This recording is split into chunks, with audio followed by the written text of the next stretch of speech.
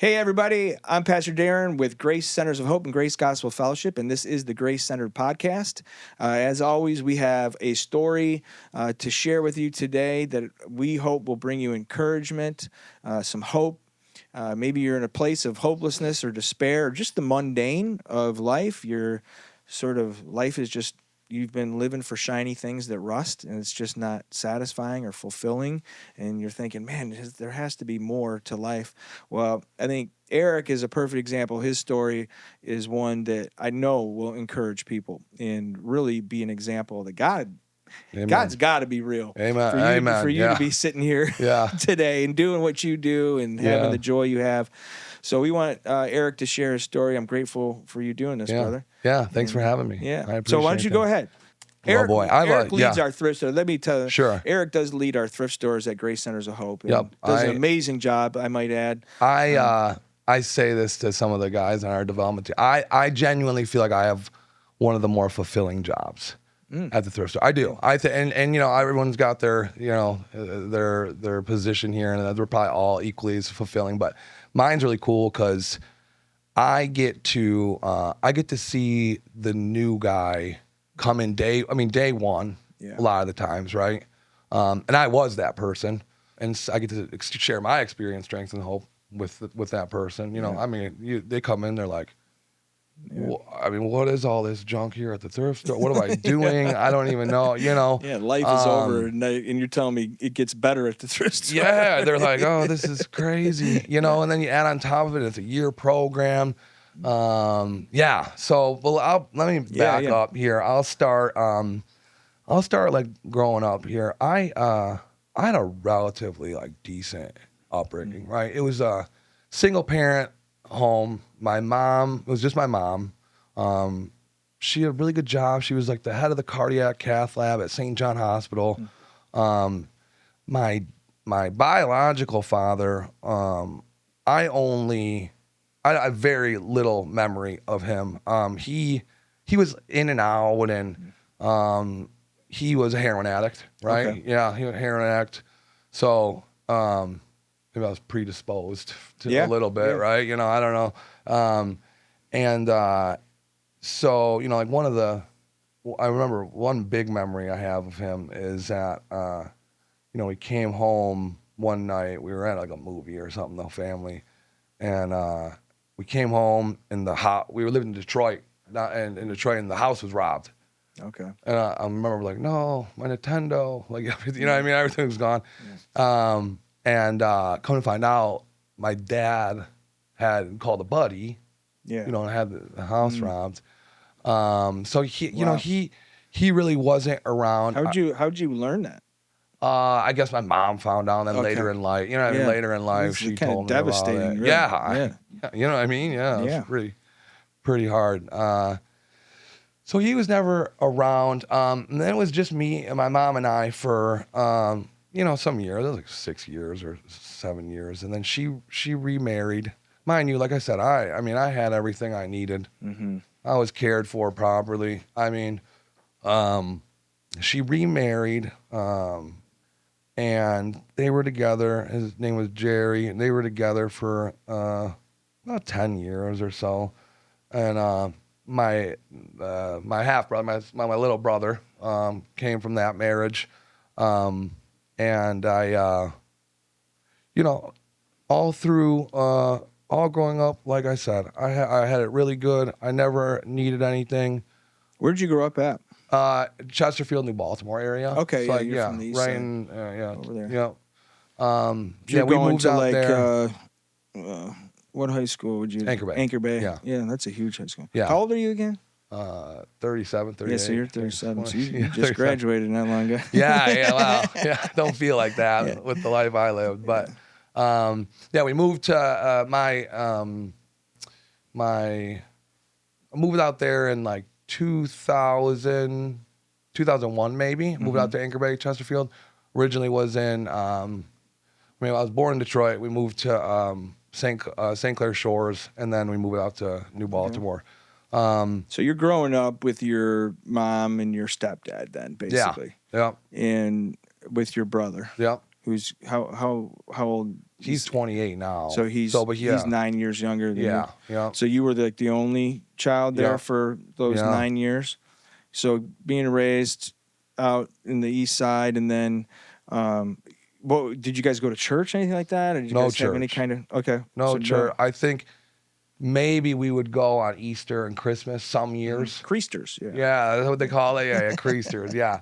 So maybe, to me, like, God, it was more of like a tradition. It wasn't like a relationship. It was just kind of this tradition we had, maybe some years, not even all the time.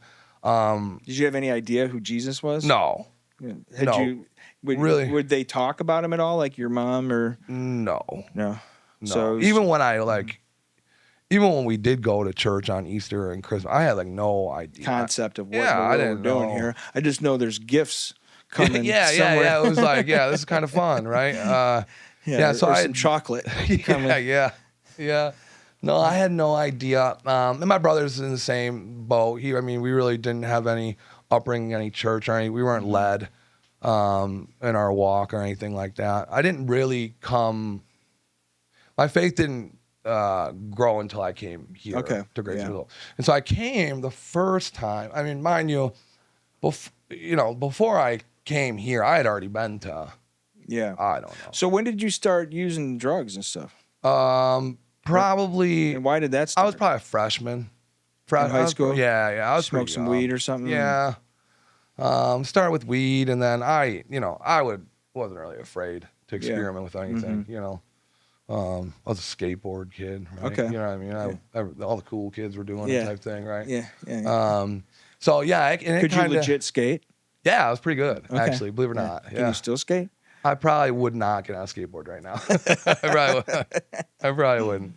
But yeah, so, it kind of, and that's the typical story, kind of evolves from, smoking weed and. But your parents, your dad, you said, was a heroin addict. Yeah.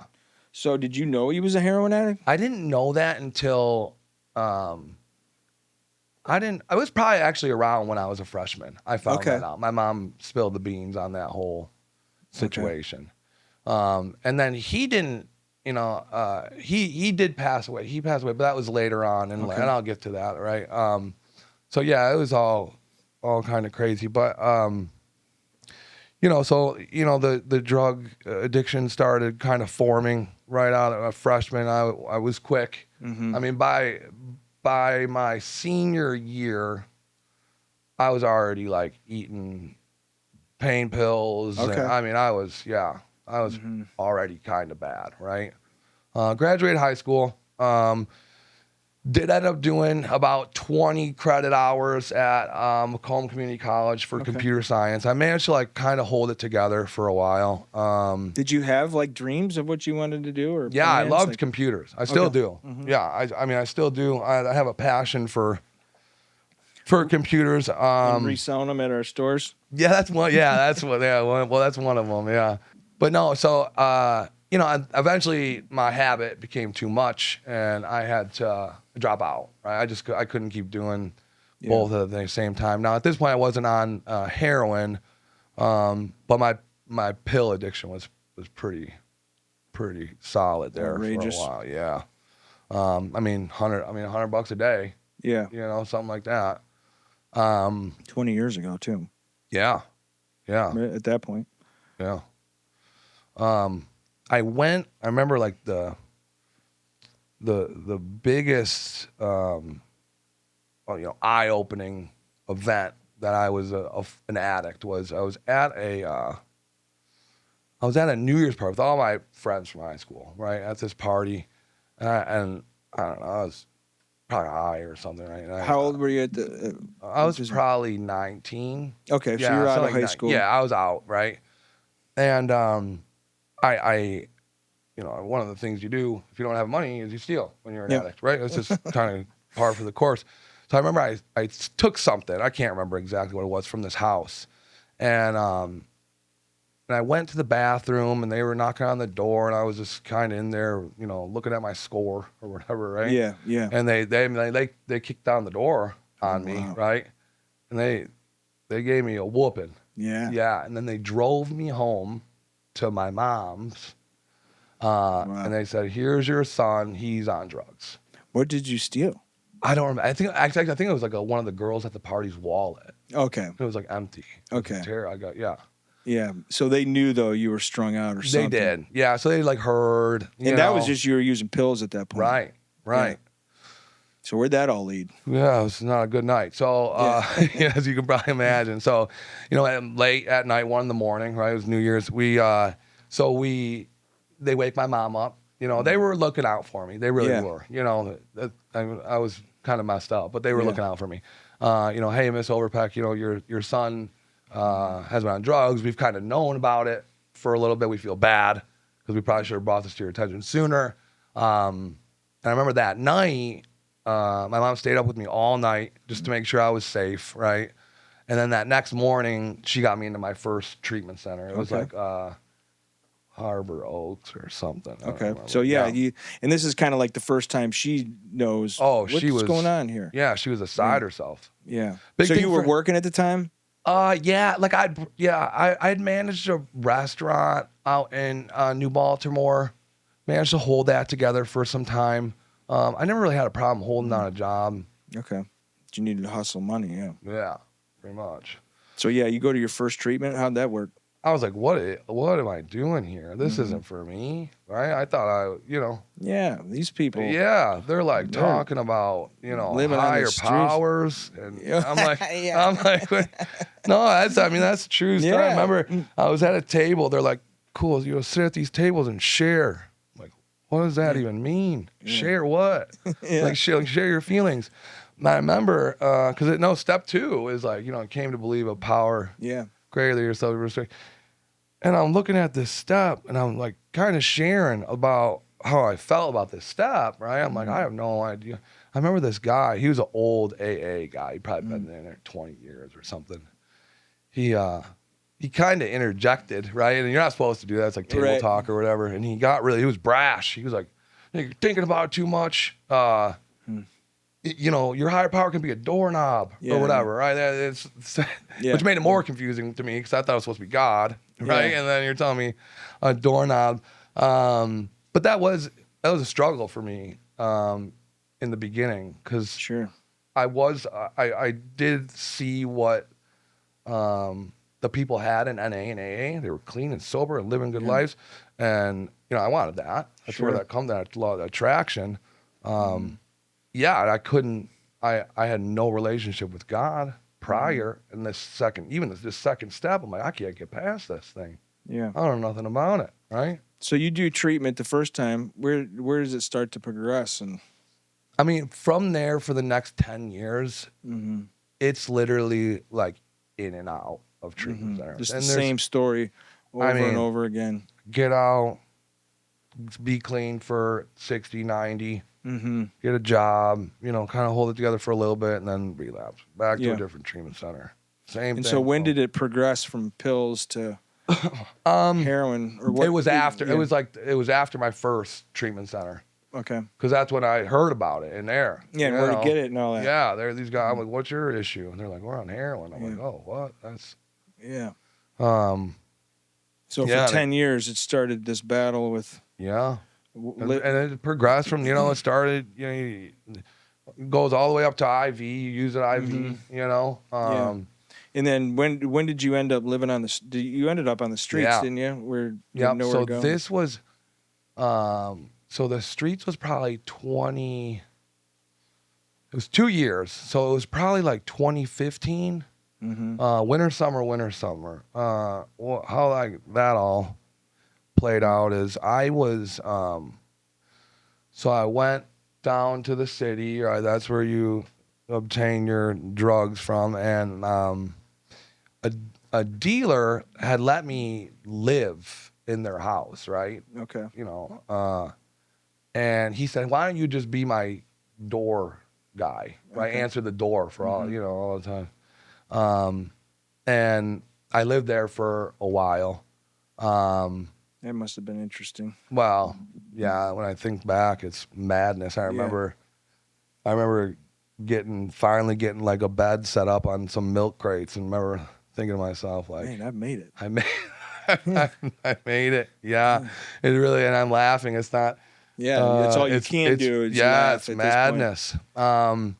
Just misery. Yeah. So from there, there was an incident that took place there. So what happened was one night the dealer was sleeping, and I decided I was gonna rob him, right, for his drugs. The old wallet in the bathroom trick again. Yeah, the old wallet. So I remember there's this duplex house in Southwest Detroit, and I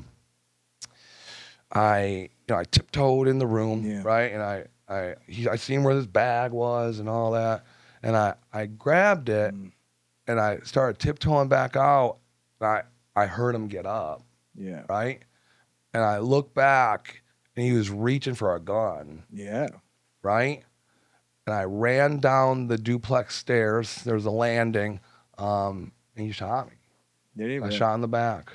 Wow. Yep, a big old scar. Where at in your back? Right, so it was like 2 centimeters or something from like paralyzing me. Wow. How old were you at the time? I was probably 21. It was a couple years before I came here the first time. Yeah. Yeah. So you did kind of early in the run, so to speak. Yep. Wow. So what happened then? He shoots you. Yeah. So I remember I ran out. I was able to run out, and there was this abandoned boat, and it was covered with. It was probably half block down or something. And it was like, it your lower back, upper back? No, upper. Yeah. Okay. Yeah, upper back. Yeah. And I remember there's this abandoned boat, and it was covered with cattail, the long grass, right? Okay, yeah. And I went underneath and hid, right? He didn't see you going in No. Wow, yeah, no. I would have been probably dead if he did, yeah. And I waited. I waited a little bit. I didn't really realize at the time I was shot, right? Okay. Oh no, not originally. And then slowly it started, the onset of pain started coming on. And I remember I walked to the first house that I could see, knocked on their door. I'm like, hey, will you call the ambulance? I'm not even like, they shut the door on me. They shut the door on me. Wow. Yeah, it was nuts. So I went to the next door. They called the EMS and came and got me and took me. What'd you do with the sack? I had it.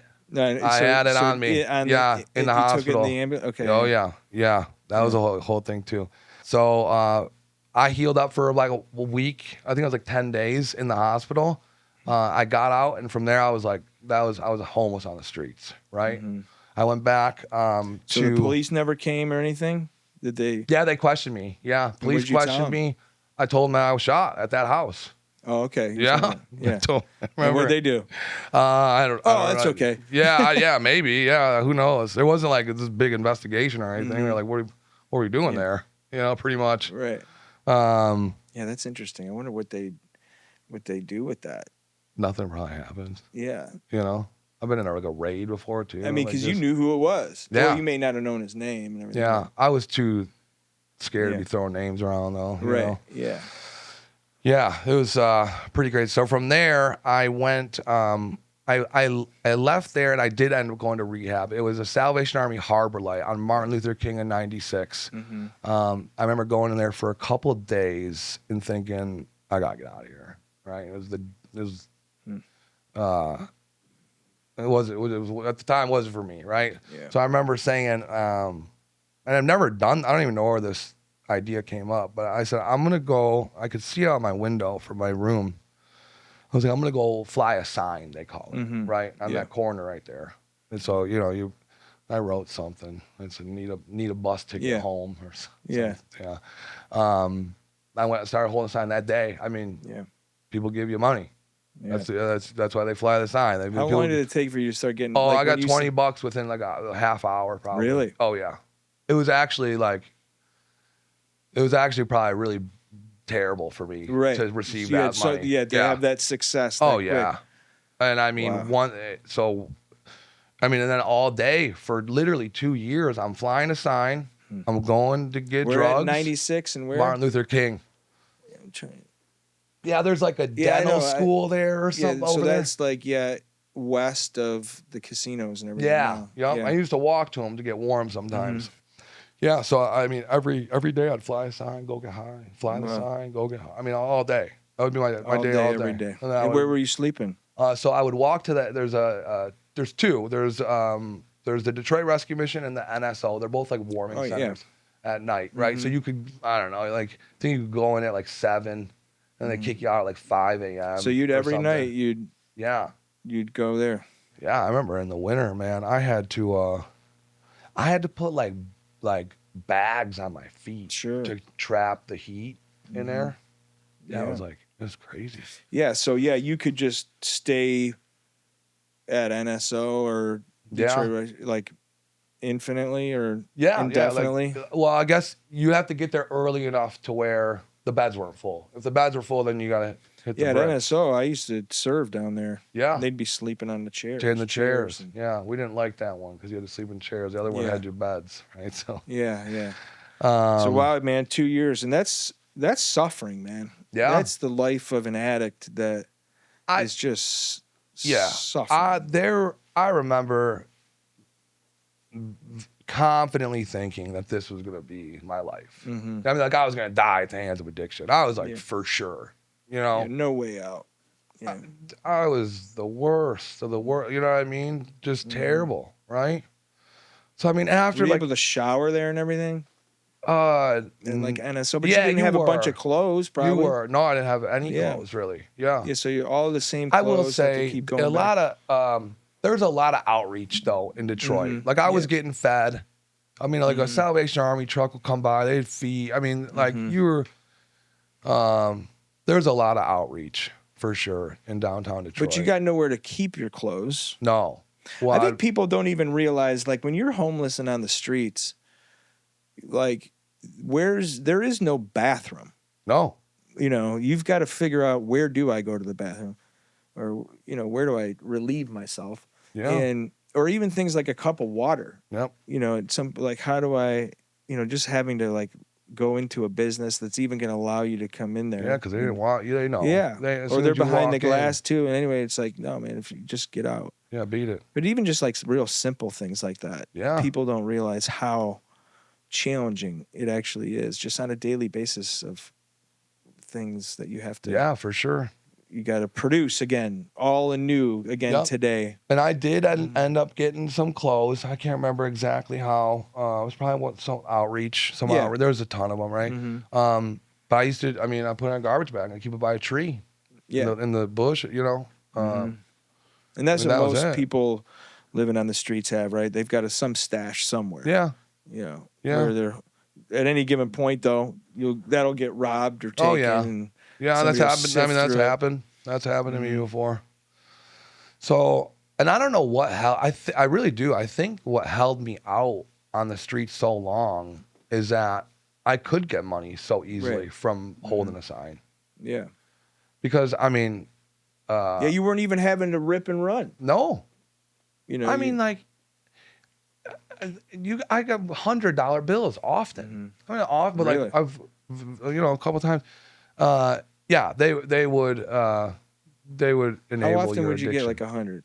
I got probably 100. I remember I was out in front of the casino doing it one night. Well, kind of by the casino. And I remember this guy. I'll never forget this guy. He drives up. He hands me a $100 bill. He's with his buddy. You could tell he probably just came from the casino or something. He said, "You can do one of two things with this. You can do the right thing, or shoot it in your arm." Is what he said to me. He didn't know me, right? Yeah. He did. That's the. I'll never forget that. He handed me a $100 bill. Yeah. I wonder. Yeah, when you're in that position, though, right? Like, I mean, just sitting there thinking, like, what is the right thing to do at that point? When you get like, meaning you can do the right thing, and I'm not saying that your only choice was to go get high. No, right, yeah. But it's like you're at this. Like, what are you going to do with 100? I don't know what I could have done. You could go get food or hotel, some shelter or something like that. But it's not going to take you out of anything. At the time, that ain't helping you. No. That's not, like, in your head, like, that's far from help. Yeah. Yeah, it's the disease. It's. Yeah, I tell people a lot. Actually, people ask me quite often, about that. Like, should I give money to a person on the side of the road? Yeah. And I always say, that's a matter of your conscience, man. Like now, if you're asking me if it helps that person, because a lot of people will say, well, God doesn't tell us, to know where it's going or anything like that. And I always have to say, like, I gotta disagree with you a little bit there. God calls us to be good stewards. He absolutely calls us to help. And I'm not saying that giving money to somebody on the corner is not going to help. It can't help. So that's a matter of conscience. I've certainly done it. I don't regularly do it. Yeah. But usually people, they give because they give in that nature. And I don't want to make this all encompassing because I know there'd be people listening like, that's not why I do it. Yeah. But, it's a reactive thing. It's reactionary to the problem. Yeah. And the way to solve that is to be active, intentional about supporting, whether it's Grace Centers of Hope or an organization like us, or even the outreach in your church or whatever, some community organization where you are helping solve the problem. And so, like, you're actually presenting a solution. Like, I think of, and then you don't have to be filled with guilt when you see that person there. And it's like, because we have them all, there's people hanging, and I talk to them, man. I'll give them food. Like, I know that helps. The only thing that irritates me is if they leave the garbage out there. I'm like, hey, man, I know. But, they know they can come in to Grace Centers. So I've handed them cards before, And so, but I don't feel guilty about, man, should I be doing something for this guy? Like, I'm spending my life doing something that can help this guy. And I also don't have any, issue with him continuing to do it. I understand, that he's not ready. He's not ready. And I may never be, and I still love him. But like the Good Samaritan, the parable of the Good Samaritan, that helps the guy, when he's beaten half to death and laying basically in a ditch. He doesn't just flip him coins, he gives him, he pulls him out of the ditch. He gets him in his vehicle, his donkey, and takes him into the inn, and then supports him there, and then comes back for him, gives him medical aid. So anyway, I think it's just interesting. Yeah, I've met a lot of people over the years that have. That were flying, who want to know what to do, and people who are flying signs, as you would call it, for sure. And as soon as I remember years ago, there's a guy, Quentin. You knew Quentin? Oh yeah, But he'd tell me, Pastor Darren, you don't have any idea how much money that I make out there. Yeah, it's really enables. And he you had a to really continue. good spot off of like 75. Oh yeah, 8 Mile, where he just would. But anyway, you got yeah. So 2 years out there, you're probably in and out of treatment. Every once in a while, you get a little. Got to go get your medical on. Probably. Get all your all the other medical stuff that always happens from living on the streets and.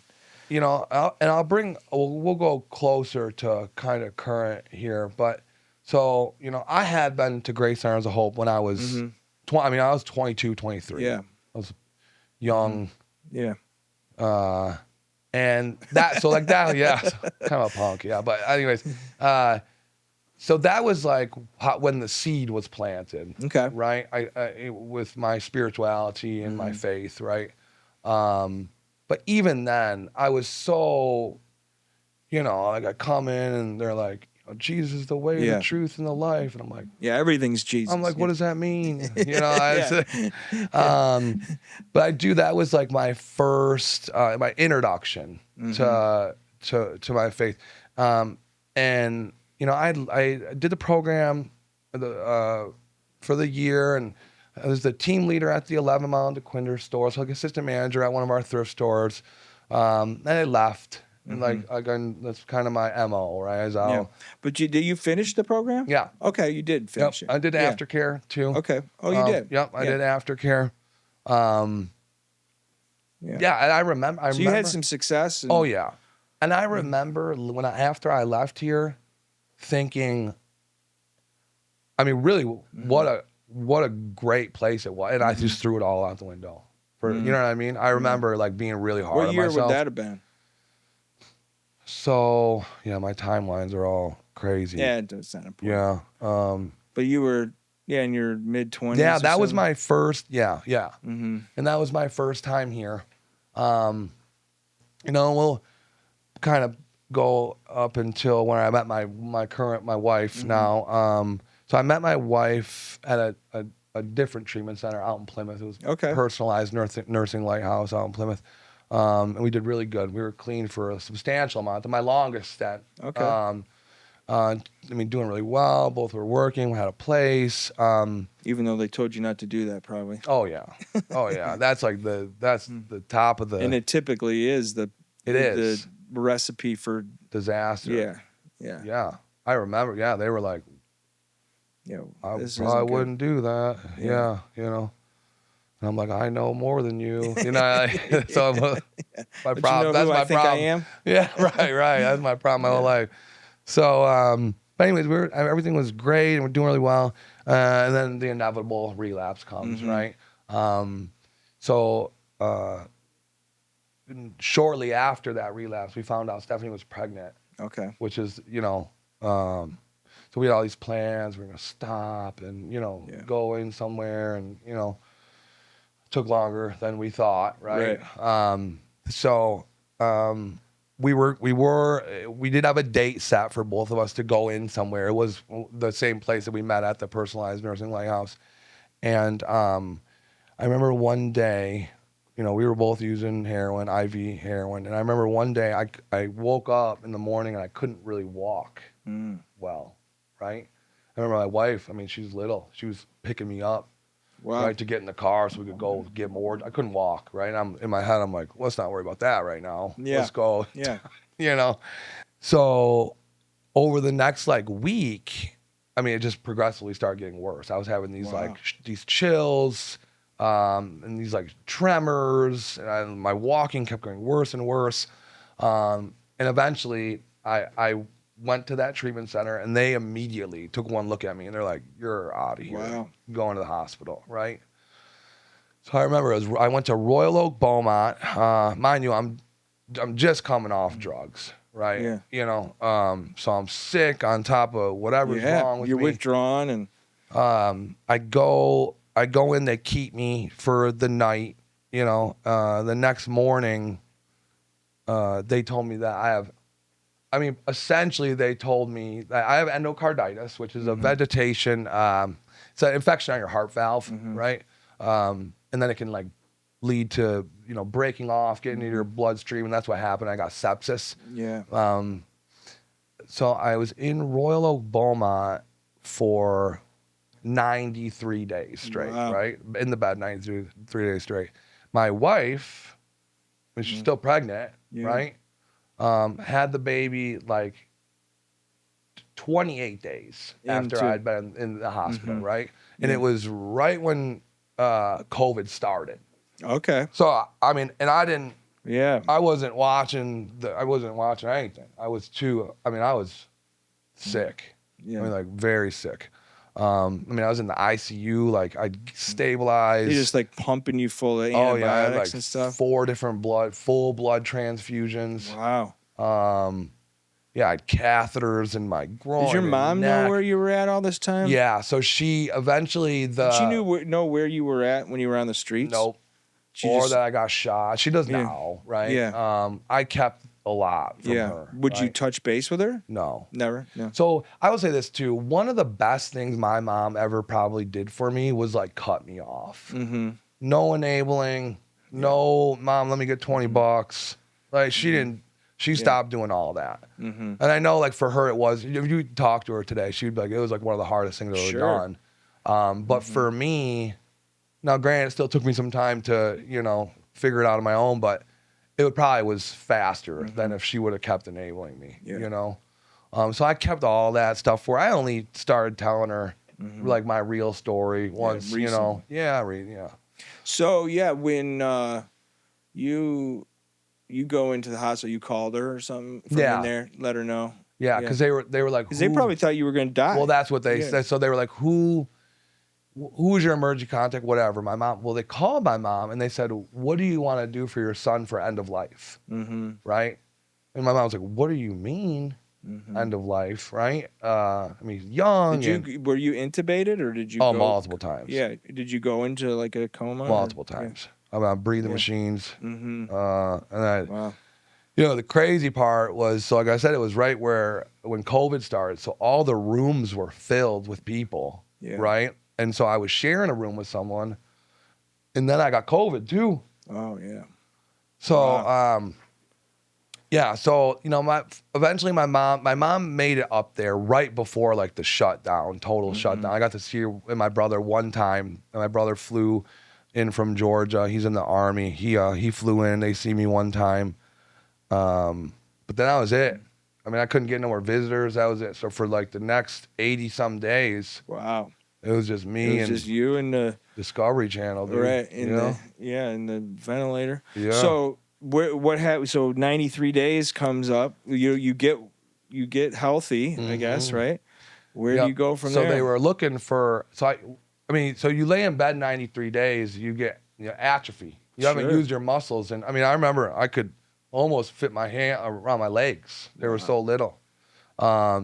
Crazy. So like the rehab lady was coming in doing these simple leg workouts and stuff. They were going to try to get me into a rehabilitation center so I could start walking again. Yeah. But no one wanted to take me because of how severe my endocarditis. Yeah, well, how severe my little ailment was. What's the difference between endocarditis and isn't it myocarditis?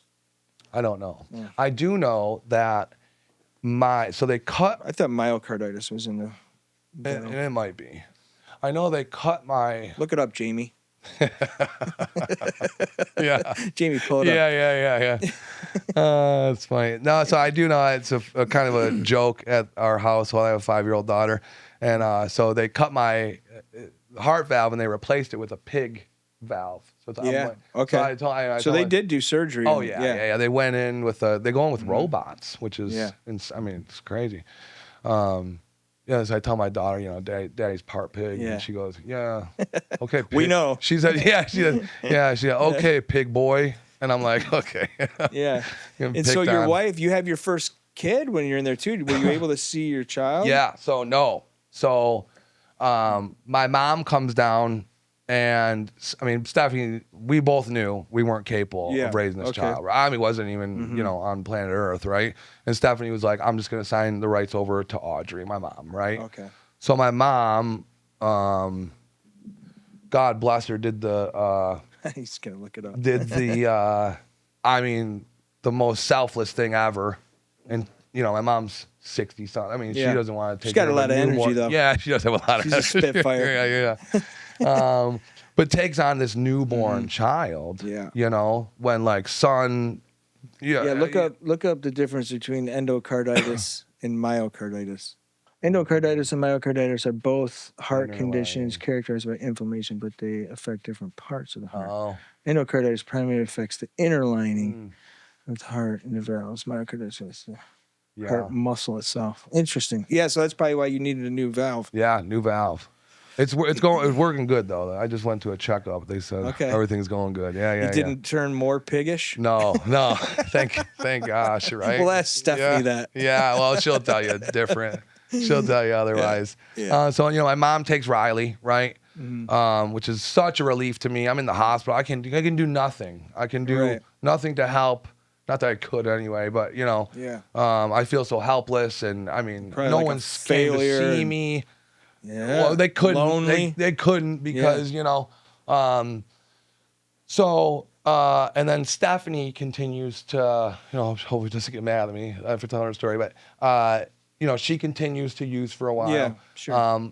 I go to I get out. They were gonna send me to rehab in Detroit, and I forget the name. It's a pretty well known one, but they were gonna get me over there, right? Okay.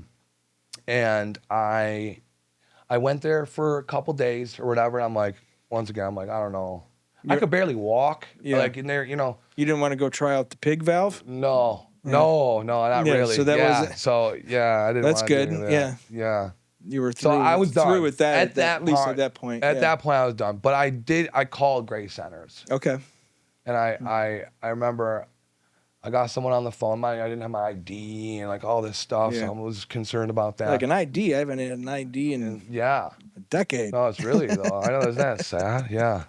Let alone a birth certificate, right? So I got in that next day, right? Wow. So I called intake, and that next day I had a bed, which was, I mean, that's huge. Yeah, right? absolutely. Especially nowadays. And I mean, the staff, when I came, so mind you, I had been here a long time ago, right? So I knew some people, right? It was actually really strange to me because people I went through the program were not helping run the joint, right? And I'm like, wow, if only I would have stuck and stayed, or, which was, I mean, really cool to see, honestly. But, I went in and I was like, hey, I just had this done, this procedure, and I'm not super well. I'm not well enough to probably go to a thrift store or anything like that. And they took it easy on me first couple weeks. And by like the third week, man, I was feeling good.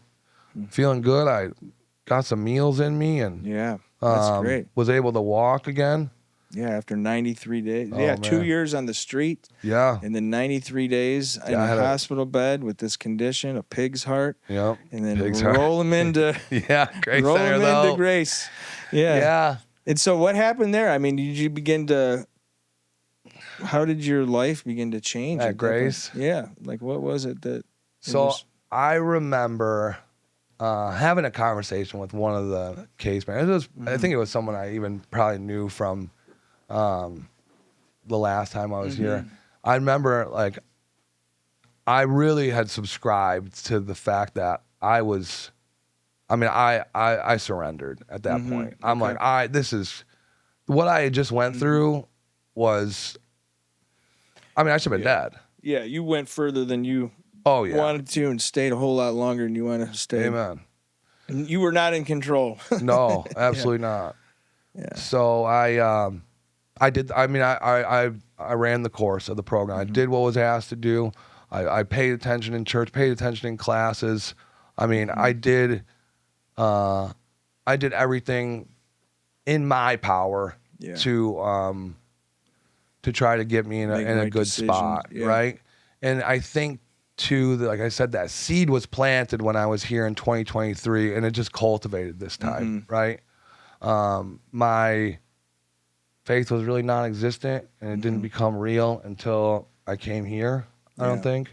Yeah. So at what point did you feel like, man, I believe that Jesus is Lord, or I surrendered to Jesus? I would say within the first couple months. So when I look back, like when I would sit in the dorm, right? I lay in my bunk, and I would think about like all that I just went through, and there's no other explanation. Yeah, how else am I sitting here? The road I was taking myself down was, the inevitable. It was death. It's just, that was the course I was on, man.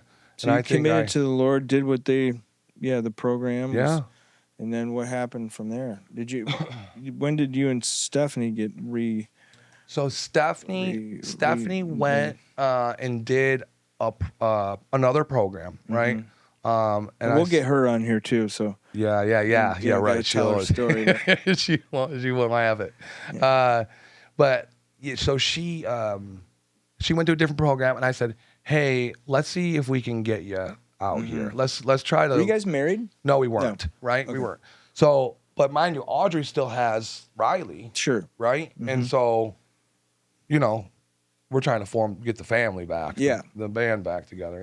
How long had you been here when you were trying to get her to come? I think it'd been a year. Oh, yeah. So it was. I think it'd been a year. Okay. Around a year. Yeah. Because I was already in aftercare and. Okay. So she came and she had to do. She'd been clean for around a year too. Yeah.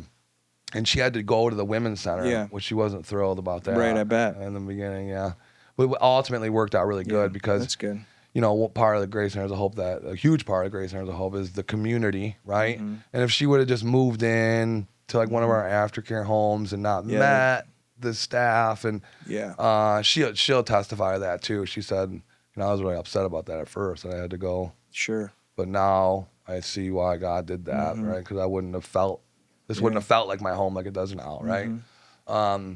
So she comes, we get married. And then you had your baby. So your mom still had. Right. So we Riley. get Riley back. Okay. We got Riley back, which is a huge blessing. Yeah. Well, because Stephanie signed the Sure. rights over to Audrey, so it was a big thing. And then we lived on Moreland for, I think it was 1.5 years, 2 years. Stephanie works at a spa in Birmingham. At this time, I think I'm the manager of the Waterford thrift store. Yeah, so you just kept working at the stores and kept getting promoted, doing the right thing. Yeah. And then we moved on into a house it's in one of our other, in our community. It's on Oak Hill Street. It's right behind Moreland. We moved into a house there. And just recently, 8 months ago, we had a beautiful baby boy. Yeah, Maverick. It's already been 8 months? 8 months. Wow. He's huge. Wow. I know. That's actually, Isn't that crazy? Since he was born? Yeah. 8 months? 8 Wow, months man, old. time does fly. I know. Yeah. So that's amazing. It's like, it's amazing the way God I just think can restore. Oh, yeah. I think about it. So let's say I was on Martin Luther King in '96 holding a sign. Let's say someone random drove up on me and they said, "Hey, in a couple years, this is gonna be your life." Right. I would have that's impossible. Impossible. And it really is, apart from the grace of God. It is. I mean, in so many ways too. I mean, yeah. You just think about how close to death, and then I tell people a lot, and I know you do too. It's like, even though so many people destroy their lives over the course of a decade, let's say, it doesn't change. You got to come to grips with, it's not, first of all, it's not going to change overnight. Yeah. What you demolished in 10 years isn't going to be gone in 10 days. But you'd never believe what could really be built and accomplished and how much progress you would really make if you just stay the course for like a year. That so much more. So it's almost like we over project what we want in a shorter amount of time. Oh yeah. And then we totally under project what could happen in a little bit greater amount of time. You know what I'm saying? And so, you'd never believe. And I know that there are people not just living on the streets, or people coming into our programs and thinking, this seems like forever to be in here. Yeah, a year. And it's so hard to see the light at the end of the tunnel. Like, what's it all for? But they have no, that's why I tell people all the time, man, it might feel like walking through the shadow of the valley of death. Yeah. But if you stay the course, when you come through it, it's life changing, 100%, transforming. And so, I mean, what are your, what would you say to some people who are sitting out there today? Some guys on the street that are hopeless or just in treatment or in a rehab, or just, I don't know, man, or even to parents out there. I'm sure your mom's got a powerful story. Oh yeah. Too. I'm going to get some parents on here. Yeah. I get think their perspective. We'll get Rod on here and we'll smoke a cigar. Yeah. Rod. Yeah. That'll be, he'll probably have a good perspective on it too. Yeah, he does. But I think, for parents, I would, what I said about, my mom cutting me off, and that probably being a really good thing for me, holds true for probably any addict out there. As long as you keep enabling them, they're gonna keep. So what would you tell them to do? I mean, just gotta cut them off. It sounds terrible, but like I said, that's what my mom did to me, and that was probably one of the best things that could have happened. I didn't have a safety net anywhere. They got to admit they're powerless. Yeah. I mean, you're not going to be able to do it on your own. That's the thing, right? You need community, you need support, you need a relationship with God, you need all these things collectively. to really get you. So how does the gospel work in your life now, you think? So I know, like, we're very cognizant at the house about like actively practicing our faith or trying to grow our faith, right? So like a big thing is we always pray as a family, right? Even if we had hectic days and, you know, I had a crazy day at the thrift store and she did, you know, we make time for that. We're always, we're trying to serve at church. We're trying to, you know, go to Wednesday and Sunday church services. And it just shows in my life. Yeah, a rhythm and consistency, and you get saturated in the wisdom of God that is so much better than our wisdom. Yeah, I think for me too, like I'm kind of anxious guy by nature, and it, when I saturate myself in the Word or whatever, I'm much less anxious. Yeah, which is such a relief to me. Yeah, you know, because I constantly have that anxiety going on. So, you know, that's huge for me. Yeah, you know. So, what would you got any parting words to that guy who's on the streets or who's first coming in, or aside from like call Grace Centers of Hope? Yeah, I don't know. I mean, call. I think you're not ready until you're not ready. You can go to as many. I mean, I've been to every treatment center there is. Yeah. And once I finally surrendered and said, I'm done with that lifestyle. I had no desire prior to that to really actually work on myself and get clean, because it's way more than, it's not even really the drugs is the problem. I have behavioral problems. Yeah. You know? Well, I would imagine that when you heard the grace of God, you know, well, I mean, like when you were here the first time, you obviously had a good streak. You were able to get some sobriety and get your life together. Yeah. Which I would imagine you knew you could come back in part because of your previous experience here. But I think that that's another big thing to tell people is just, you know, don't underestimate how powerful God really is. Yeah. And, you know, like you said, if there was this guy that pulled up to you, instead of giving you a $100 bill, said, hey, guess where you'll be in 5 years or something. You know, you'd never believe it. Never. And so you've got to step out. That's the surrender. Yeah. All of the Christian life is just surrender. That's really what it is. It's just a constant daily repentance, you know, moment by moment repentance. And what turning back to God. It's a freeing feeling, right? It's very free, right? That any issues or baggage or any kind of nonsense that's going on in my life, I can just give it to God and God will sort it out. And He's done it. Yeah. I mean, not like you're not taking responsibility for it.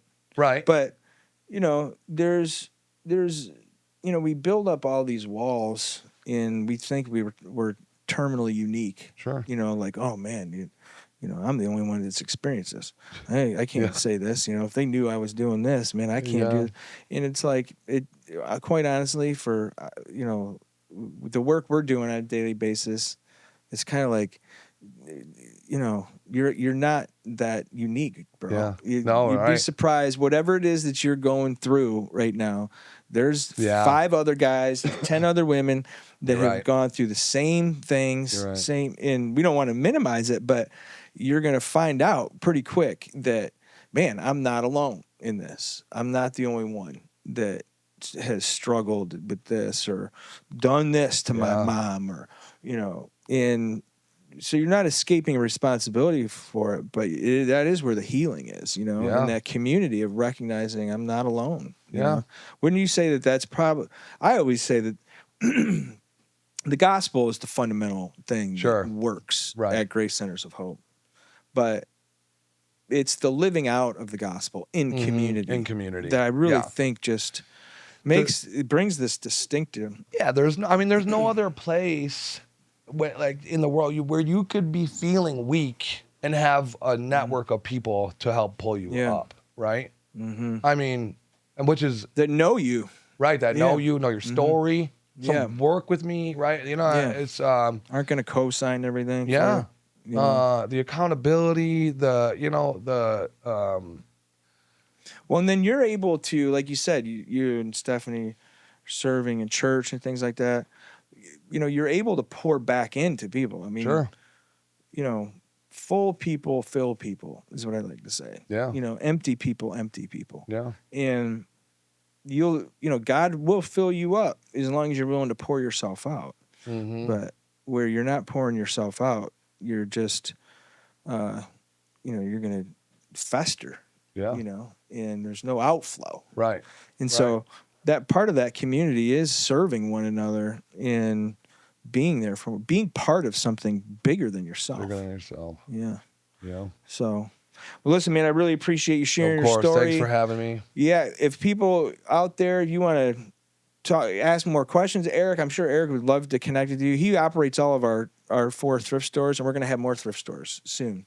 Yes, we are. And if you want to schedule a donation pickup, you can call 1-855-HELP-GCH. You can talk to Roberta. She'll get you transferred to our dispatcher, or it's extension 1113. We'll send out a truck. Come pick up some stuff. Yeah, they can do that online too, can't they? Online, if you go to gracecentersofhope.org, maybe click on Thrift stores. Yep. There's a way you see all the items that we receive. We do pickups. Yep. You can do drop-offs. And then got all our locations on there. If you've never been, I suggest coming out and just taking a look.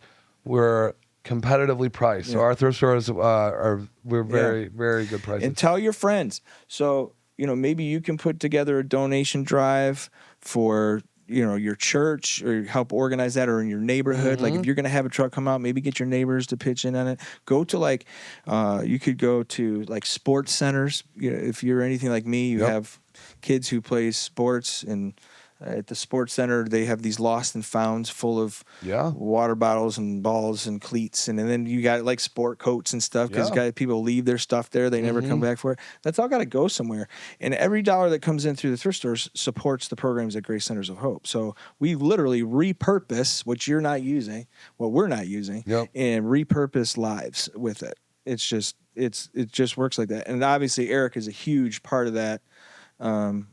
The stores are amazing. Yeah. Erik is really amazing. I'd love for you to connect with him more. Amen. And ask him questions. And I know you get to pour into guys every day, men and women at the stores. And man, so I'm just thankful that you're willing to, maybe sometime you and Stephanie can come on. That'd be cool. That would be better. It'll soften her anxiety. Yeah, they can see the kids and stuff like that too. Yeah, that'd be cool. There is hope. Amen. In Christ. Amen. You turn to him. Amen. Thank you so much.